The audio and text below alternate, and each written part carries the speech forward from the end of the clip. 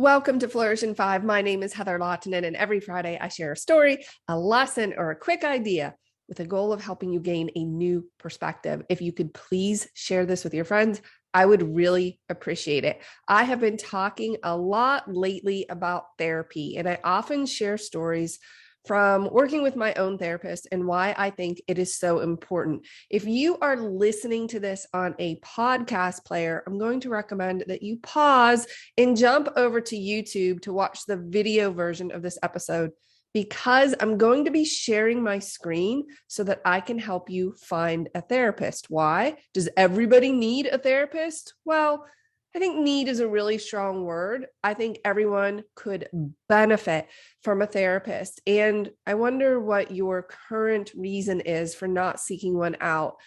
I know that in the past, for me, there were a couple of reasons. One, I didn't know how.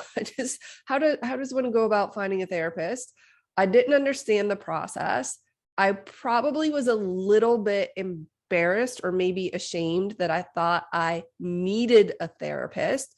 So I just wasn't sure where to even begin. And finally, I got over myself and I figured it out. And of course, are you perfect at regulating your emotions? Do you feel great all the time? Are you performing at your highest level or potential? Are you great with relationships? Are all of your relationships in perfect working order? Are you in great physical shape and your health is fantastic? Maybe you're not struggling, you don't feel overwhelmed. And listen, if you're good in all of those areas, then maybe you don't need a therapist. But I haven't met a single person yet who couldn't somehow benefit from working with a therapist. So I've spoken privately to many of you, have reached out to me, and you have sought out therapy, which I think is fantastic. But I want to lower the barrier even more by helping you select a therapist. So I would recommend, again, if you're listening to this on a player, jump over to YouTube, because I'm currently sharing my screen and I am on psychologytoday.com. And right at the top, it says, find a therapist. And you can put a therapist, a therapist, a psychiatrist, treatment center, support groups, but you can put your city in. But the interesting thing about this is that because most of these are done via teletherapy, at least at this point, you can still, if you want to find somebody local because you want to physically be in the presence of someone, then definitely put your area and look in the surrounding neighborhoods. But if that doesn't matter to you, you're not limited to just the therapist in your area. So I'm in Pittsburgh, but I could look anywhere in Pennsylvania because those therapists would be licensed in PA. I actually found a therapist I really liked in Texas. I reached out to her, but she was not licensed in PA. So that's just something to consider. But when you come to the page where you've looked in your city or the neighborhoods in your area, there are just pages and pages and pages of therapists, which can seem very overwhelming. So what you can do, I found very useful, is use the filters. And I would start with insurance. In fact, you should grab your insurance card, look at the back, call the phone number, and ask them directly if therapy is covered under your plan. I was shocked to find out that therapy is covered 100% under our insurance. So I have Blue Cross Blue Shield. So when I came in to this page, I selected Blue Cross Blue Shield, and now I can see the therapists that accept that. And I would like to speak to a female. So I said, show me the women. And ironically, right there at the very top is my therapist. Her name is Holly, and I really love working with her. I came across her. I liked her photo. I contacted her. She replied quickly, done. Okay, let's move on. Because I wonder if you tend to overthink this, but we're still looking at pages and pages of therapists. So you could use the filter to look for a specific issue.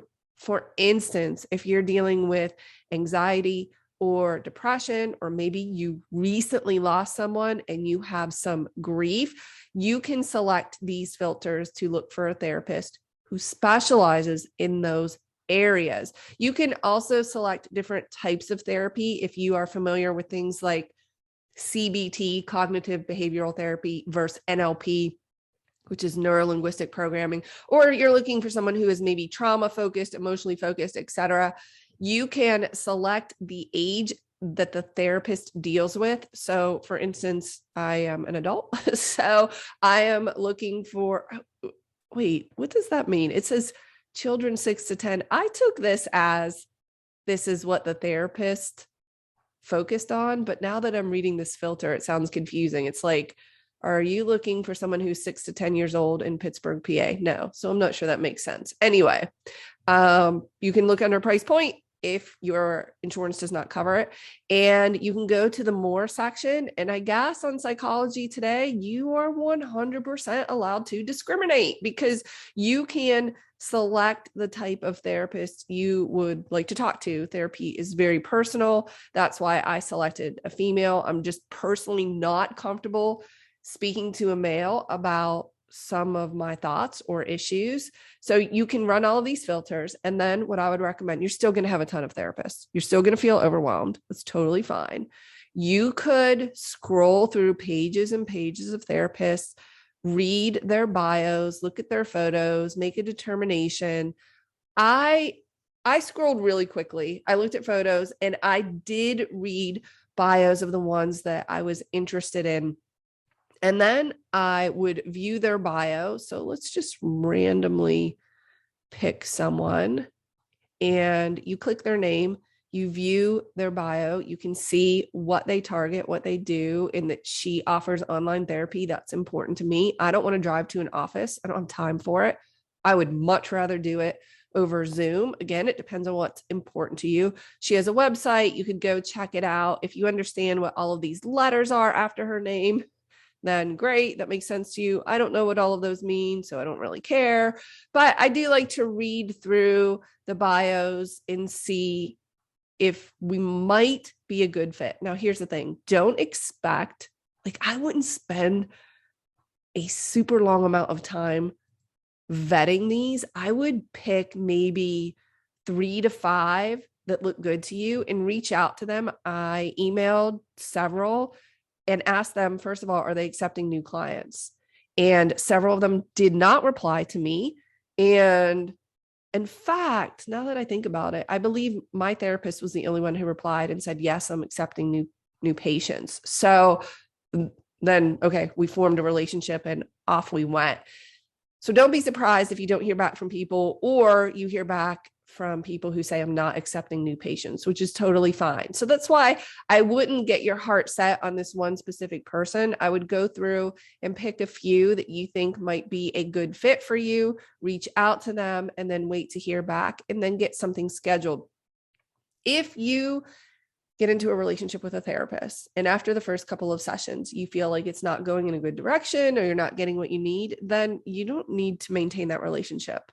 You could contact another therapist and keep looking until you find someone that's a good fit. It's really important to feel like you have a good relationship with your therapist and that you can trust them, because obviously if not, it's not going to work. I will also say that I talk to my therapist about every other week, and there have been very few sessions where I have left the session saying, oh, wow, this was life-changing. I had this huge epiphany. It's just not like that. It's a journey. Every once in a while that happens.